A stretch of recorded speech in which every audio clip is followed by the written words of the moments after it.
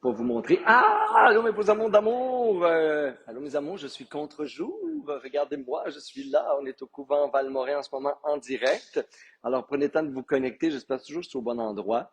Sur mes réseaux sociaux, quand j'anime une gang, j'ai pas vraiment le temps de me connecter comme il faut et de regarder toute ma petite configuration et mes textes. Mais on arrive live là, à 10 heures tapant aujourd'hui pour se parler de qu'est-ce que l'évitement spirituel? Fait qu'essayez de regarder mes yeux là, dans cette noirceur obscure. On est contre-jour parce que sinon, je vous aurais dévoilé la belle gang d'hommes qui est avec moi. On est dans une retraite de tantra pour... Non, je disais toujours pour couple d'habitude, tantra pour hommes au Québec. C'est ça, fait que les participants, ils restent anonymes pour vous, mais moi j'ai la chance de les voir et de vibrer avec eux tout le week-end. On va se parler de l'évitement spirituel dans toutes les traditions du monde, surtout dans les religions des fois et dans certaines pratiques ésotériques. On est tombé dans les dangers, dans le fléau de l'évitement spirituel qui a été beaucoup popularisé dans les années 80 sous le terme du spiritual bypassing. Comment on se sert de la spiritualité des fois pour éviter de vivre quand ça devrait nous inviter à mieux vivre. Alors, prenez le temps pour ceux qui sont en direct. Je ne vois pas en ce moment les petits coucous. J'espère que je suis vraiment à la bonne place. Mais moi, sur Internet, I am the same place as before. I'm there. Oh, je suis là. Ben, c'est pas au moins, vous voyez mon chandail fluo et une face noire. C'est pas merveilleux. Voilà. Alors, j'espère que vous allez bien à la maison. Faites-moi des petits coucous, des petits commentaires. Je vais tout lire ça. Puis vos questionnements, surtout, il se peut que ce sujet-là, ça suscite autant que la méditation sur comment incarner nos croyances spirituelles, parce que c'est ça le grand défi. Alors, l'évitement spirituel qui nous guette tous, soit dit en passant, là, c'est pas quelque chose, c'est pas une critique. Ça va avoir l'air un peu radical parfois. Là. Si je m'emballe, en tout cas, je sais pas qu'est-ce qui va m'habiter dans les prochaines minutes. Mais c'est un sujet qui m'anime depuis toujours, même dans le début de ma vingtaine, dans les pratiques tibétaines. Il y avait des grands livres qui étaient au-delà du matérialisme spirituel et d'autres grands sages qui nous permettaient de regarder les dangers dans lesquels on peut tomber dans la voie spirituelle et dans les pratiques spirituelles. Et surtout, je dirais, aujourd'hui, on a accès à tellement de choses. Et là, vous vous dites, ouais, mais Martin, c'est quoi l'évitement spirituel? Parce que c'est deux mots qu'on ne voit pas beaucoup ensemble. Donc, l'évitement spirituel, c'est de se servir de pratiques spirituelles, croyances spirituelles. Oui, mon beau Roger d'amour, oui, ça fait longtemps qu'on a vu que j'étais là. Oui, t'es gentil. Alors, de tout ce qui est le Bataclan, finalement, de la spiritualité, on a parlé de la semaine passée de l'ésotérisme aux traditions mystiques, pour se couper, fuir, éviter de vivre, de faire face aux défis de la vie, de faire face aux challenges qu'on a, relationnels, à notre vérité sur l'incarnation. Moi, je vis à travers des personnes qui vieillissent, comme vous tous. D'ailleurs, on vieillit à partir de l'an 1, là, qu'on est né, puis qui sont toutes dans le déni. Parce que spirituellement, on est éternel.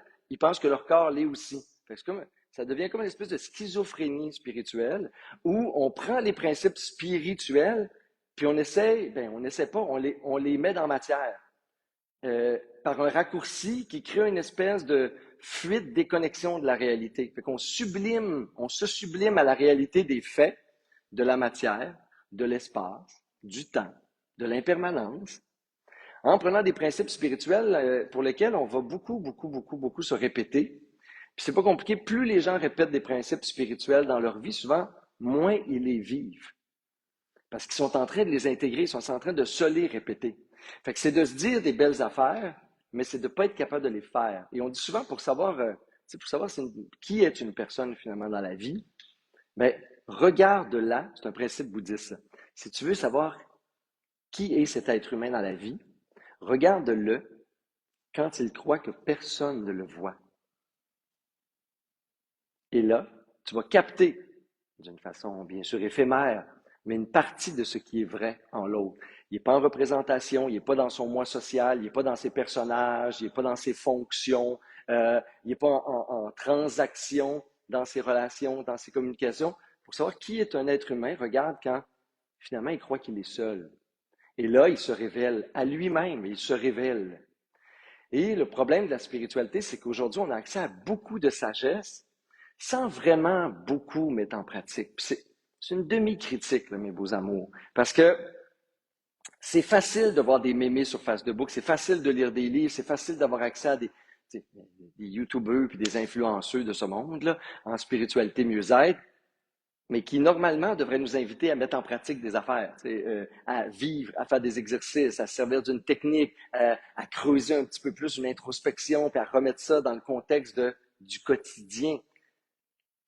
Si on fait juste prendre et prendre et prendre mentalement l'histoire, puis on est capable de tout nommer, puis on est capable de tout décrire, puis on est capable de parler de chakra, de mantra, puis de tralala, ça ne veut pas plus dire qu'on est une personne spirituelle. Ça veut juste dire qu'on a ChatGPT, puis on a lu ce matin, on a fait des recherches spirituelles ce matin, ou à l'époque on avait Wikipédia et tout le reste. Ça n'a jamais rien dit d'une personne.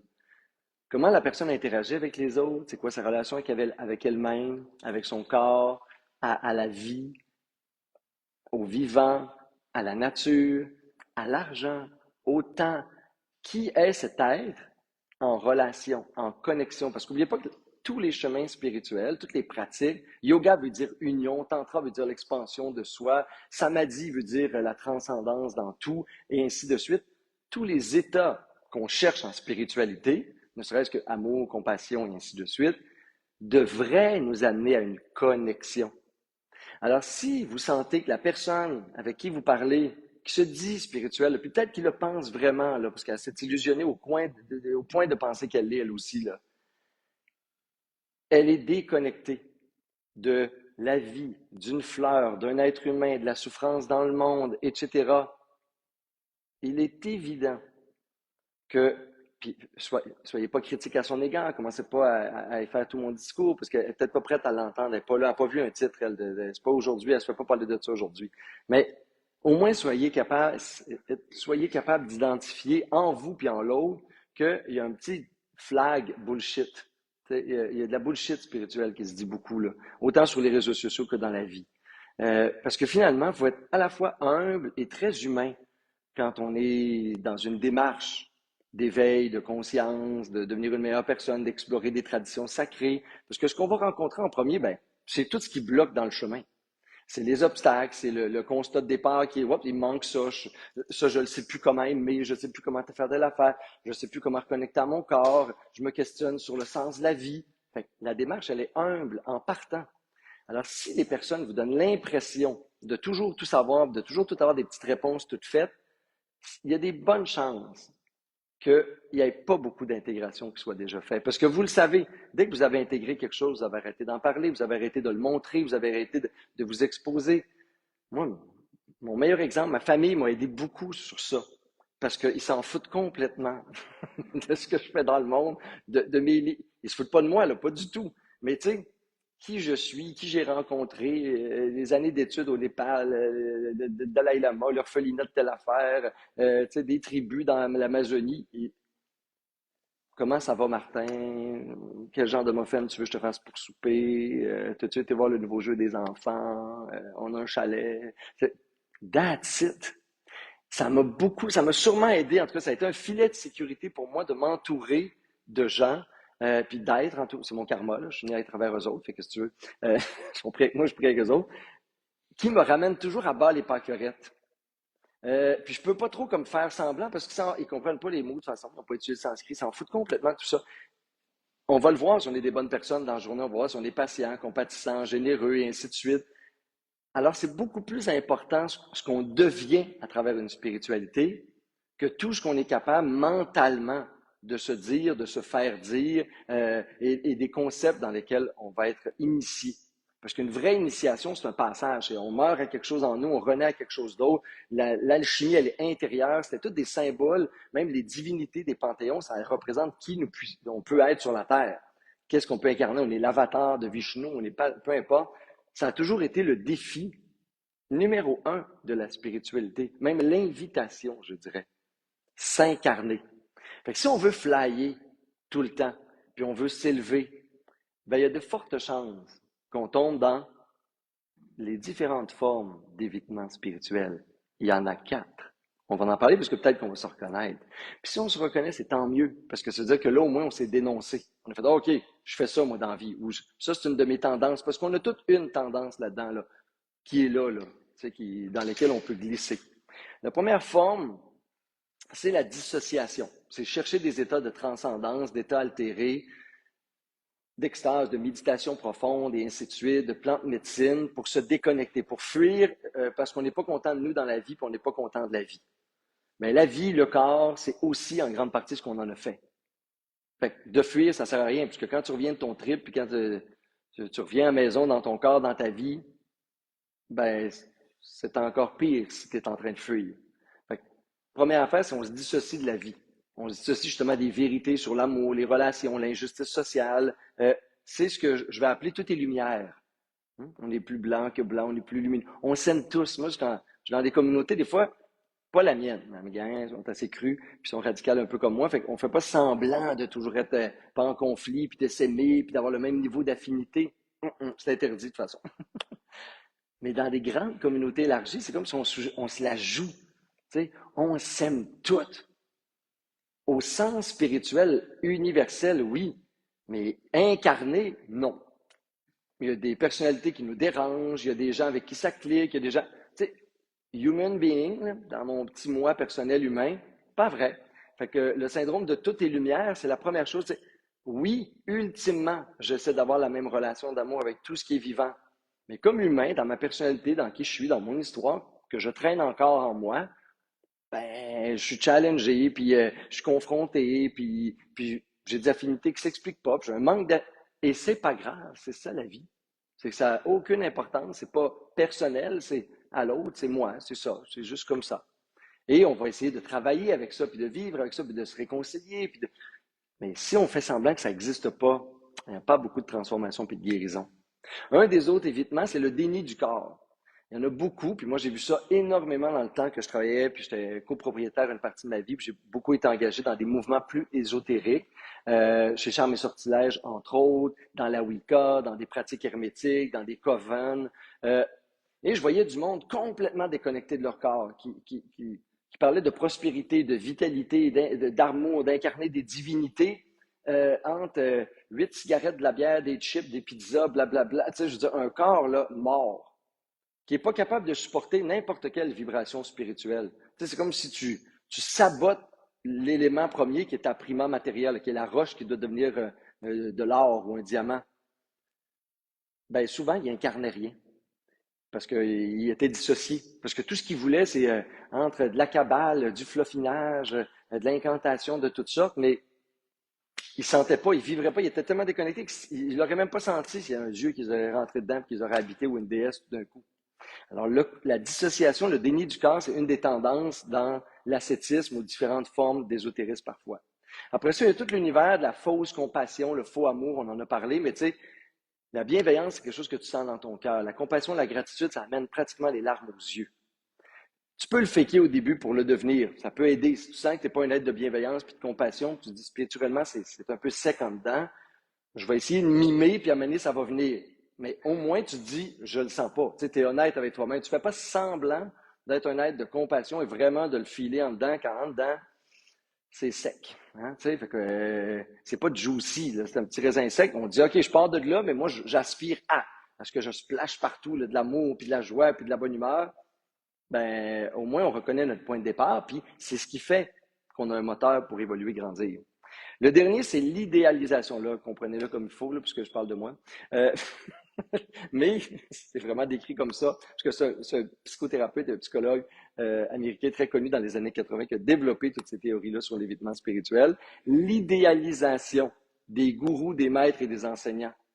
Moi, je fais par exprès, parce que j'ai eu des beaux exemples de maîtres et d'enseignants et de guides, puis je les appelle mes gourous parce que c'est un beau mot pour moi, peut-être dans votre tête c'est quelque chose d'autre, c'est un turban, puis whatever. Mais ultimement, ça peut être très beau, le terme, c'est-à-dire ce qui nous fait passer de l'ombre à la lumière.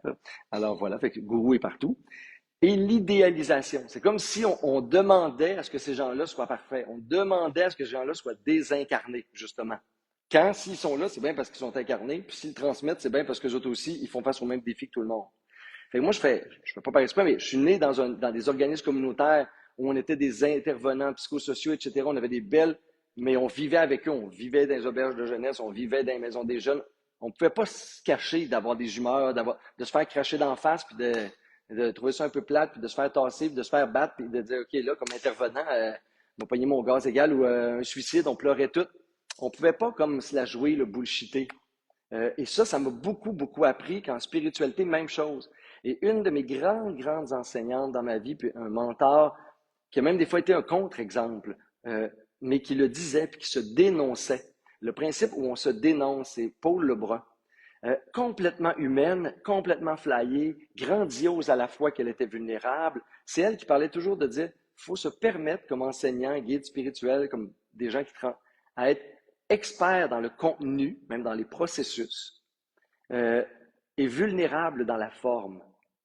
Ça rejoint la pensée bouddhiste où peu importe où on est sur la Terre, on a toujours un karma qui mûrit en nous. Si on est là, c'est parce qu'il y a des agrégats de karma, frustration, indifférence, jalousie, possibilité d'attachement, qui vont naître. Et moi, je me dénonce beaucoup. Et c'est ce que j'ai fait, parce que je n'avais pas le droit avant quand j'enseignais dans les centres bouddhistes. Mais quand j'ai rencontré Paul Lebrun et les autres, je me suis dit, My God, qui se raconte? Ce monde-là, ça se peut plus. Puis un jour, j'en ai parlé à Paul, puis j'ai dit, Paul, tu sais, oui, il y a de l'enseignement, mais je trouve que à haut rite de passage, entre autres, puis dans toute la communauté de psychologie sacrée, vous racontez beaucoup. Puis au show aussi, tu sais, ça se raconte, je trouve. Puis elle dit, Martin, sinon les gens vont oublier qu'on est des humains. Elle dit, non seulement on se raconte, mais on parle de tous nos défauts. Elle dit, tu vas exacerber tes défauts. Tu sais, tu vas dire même tu vas même des fois dénoncer des pensées que le monde a, qui sont même pas à toi. Tu penses 10% puis tu rends grosse. Fait que des fois, on choque, on dénonce des affaires, on parle d'injustice, on sublime à quelque part, on prend comme quelque chose qui est là un peu dans notre groupe, puis on le fait passer à travers nous. À la fois, ça nous rend humbles, en même temps, tout le monde se reconnaît. Puis des fois, c'est même pas nous. On voulait juste que ça sorte du groupe. Et c'est merveilleux comme ça, un commentaire, un jugement, un petit... Puis là, ça dénonce quelque chose qui est là. Et quand ça nous arrive, quand on glisse sur des pots de banane zen, ben on le dit aussi, puis on en rit, puis c'est avec l'attitude et ce qu'on en fait qui fait de nous un expert dans, on se ramène à des valeurs spirituelles, notre essence et tout le reste. En acceptant totalement que c'est vulnérable dans la forme, expert dans le contenu et les processus, mais toujours vulnérable dans la forme. Et ça, c'est probablement en ce moment, quand je vois des gens qui sont fâchés contre tel maître qui a vécu quelque chose, tel enseignant, tel... Je dis, ben, mais il était humain, tu sais, il était aussi humain. C'est parce qu'il était humain qui nous ont tout enseigné ça, transmis ça. Fait que ça, c'est une des choses. Puis on voudrait que les gens soient désincarnés. Ben, c'est pas le cas. Fait que ça, c'était les 4 aspects. C'est peut-être pas clair, je vais vous faire un petit résumé plus tard cette semaine dans un article, fiez-vous sur moi. Parce que là, je vois le temps qui passe et je veux qu'on prenne un 10 minutes. Parce que le plus important, finalement, c'est en spiritualité, qu'est-ce que vous faites là? Qu'est-ce que vous voulez incarner? Qu'est-ce qu'on fait dans le tantra, les gars? Qu'est-ce qu'on fait avec une sexualité, psychologie sacrée? Qu'est-ce qu'on veut incarner dans le monde? Si on ne sait pas, ben, il n'y a aucun moteur à une spiritualité véritable. C'est juste de la fuite, ça va être probablement tous les pièges de l'évitement spirituel qui va être là. Qui vous voulez être? Incarner, c'est ça. Qui, comment, dans quelle action même? Dans le chemin du bodhisattva, dans le bouddhisme, il y a des centaines d'actions qu'on peut faire comme Bouddha incarné. On les médite, on y pense, on les lit, on a des exemples. Parce que c'est ça qui fait qu'on sait si on a réalisé, si on est un être spirituel qui fait des réalisations, si on est un être réalisé ou un bullshit. Alors voilà, je vous invite à prendre une belle posture de méditation. C'est une méditation extraordinaire quand même. On va regarder tout ce qui est en nous, qui est un petit peu bullshit, puis on va essayer de se connecter. Et c'est ça le plus important sur, mais c'est quoi mon aspiration profonde dans toutes ces affaires-là, là, dans mon yoga, méditation, chamanisme, blabla, tantra, respiration. C'est quoi que j'essaie de réaliser dans le monde? Qu'est-ce que j'essaie de manifester en moi et comment je le manifeste? Parce que sinon, peut-être qu'on se la joue, mes beaux amours. Alors, je vous invite à prendre une belle posture de méditation. Si vous n'êtes pas content de ce que j'ai dit, puis ça vous choque, là, hey, please, avec plein d'amour, envoyez-moi vos commentaires pour que j'y réponde, puis qu'on regarde qu'est-ce qui est là ensemble. C'est bien correct. En ce moment, on peut oublier tout le reste et prendre une posture immobile, prendre quelques respirations profondes.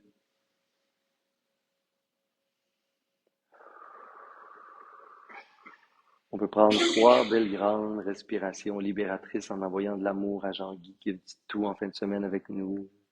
Parce que c'est ça être spirituel. Vous ne pouvez pas vous choquer, vous méditez. Vous pouvez juste être dans l'amour. Alors vous inspirez par les narines et si vous avez besoin d'évacuer quelque chose, vous pouvez expirer par la bouche. Les pensées, le stress, des émotions, des tensions, tout se relâche à l'expire et j'inspire, je rentre à la maison. J'expire, je me libère.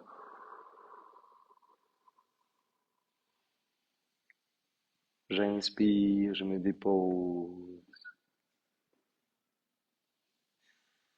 J'expire, je me centre.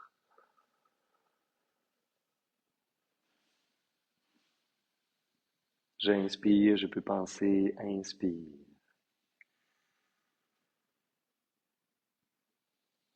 J'expire, je peux penser, expire.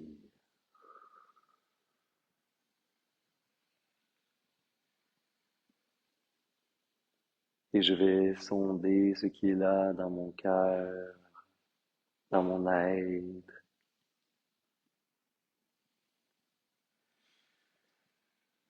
À quoi j'aspire dans tout ceci? Si j'étais bouddhiste, je pourrais dire à quoi j'aspire dans le bouddhisme, la méditation, mais aujourd'hui, essayez de le coller à vous. À quoi vous aspirez vraiment dans toutes vos pratiques spirituelles, tous les enseignements, toutes vos lectures. Puis une aspiration, c'est quelque chose qui vibre. Encore une fois, ce n'est pas une pensée. Bien que ça peut s'exprimer en pensée, ça active une chaleur, c'est en accord avec une vérité de l'être. À quoi j'aspire?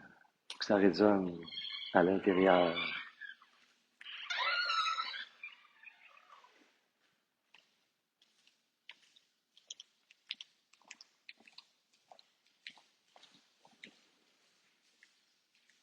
À quoi j'aspire dans toutes mes pratiques spirituelles, dans mes élans vers le tantra, le yoga, Bouddha.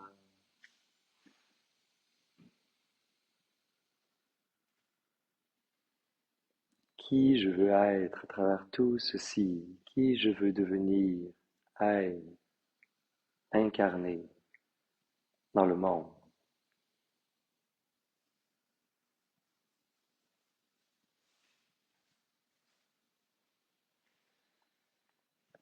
C'est la question, la seule question, le début de la quête.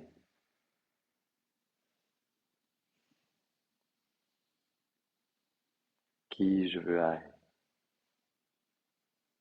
Qu'est-ce que je suis venu incarner, manifester, offrir au monde?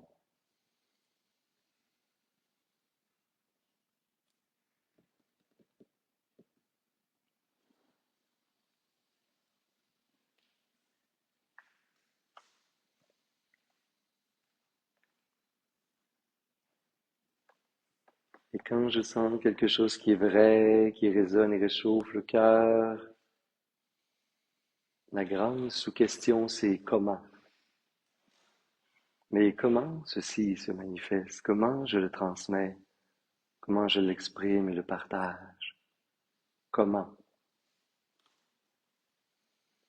Le défi de l'incarnation. Qui je veux être et comment je l'exprime dans le monde.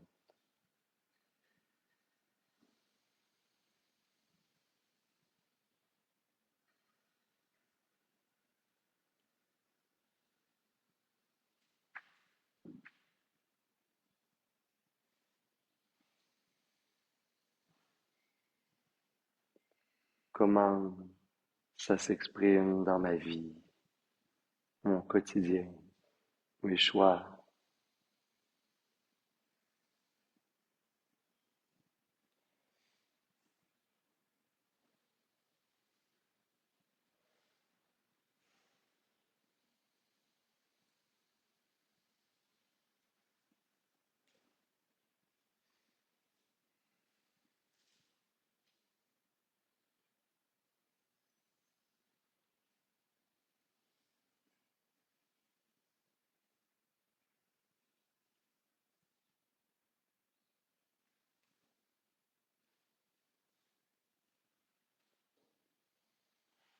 Qui je suis comme être spirituel dans la vie, dans ma relation avec moi-même, les autres, la vie, la nature et tout ce qui m'entoure.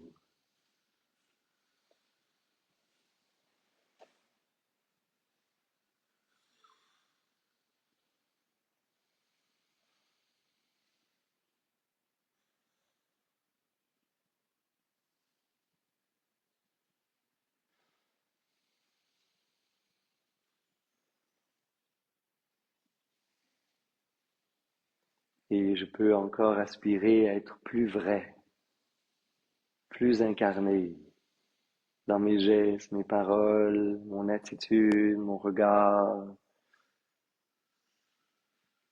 à quoi j'aspire. Si je pouvais encore manifester davantage l'être, l'énergie que je cherche à devenir dans le monde, dans la vie, pour le peu de temps que j'ai sur la terre.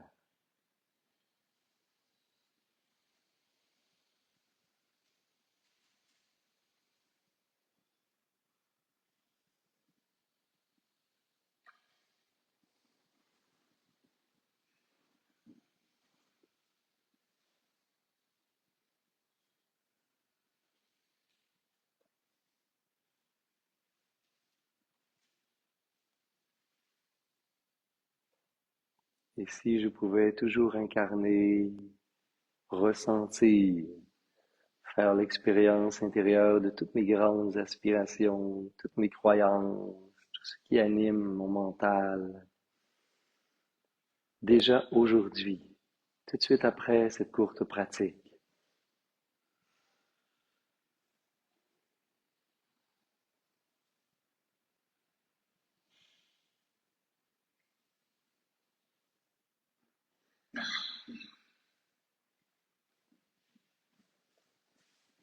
On peut prendre quelques belles respirations profondes,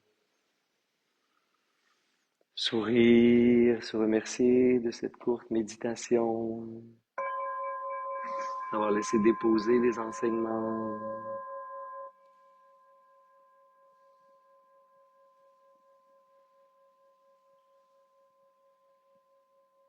On peut doucement emmener les mains en namasté, les frotter légèrement ensemble, les beaux hommes d'amour et mes beaux amours à la maison.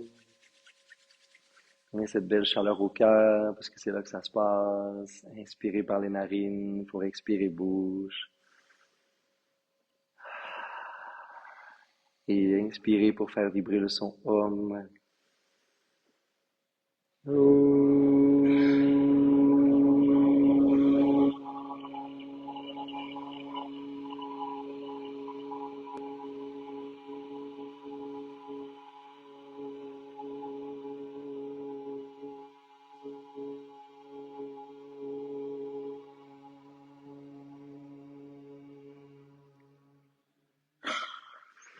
Merci à ce cœur d'homme. Merci aux gens à la maison. Gênez-vous pas. Questions, commentaires, peu importe ce qui est là. Je sais que vous vous répondez en plus. On est une belle sangha. Alors profitez-en pour vous ouvrir à l'espace d'accueil, de connexion qui est là aussi même dans le monde virtuel. Et si vous êtes là, on se voit la semaine prochaine. Namasté.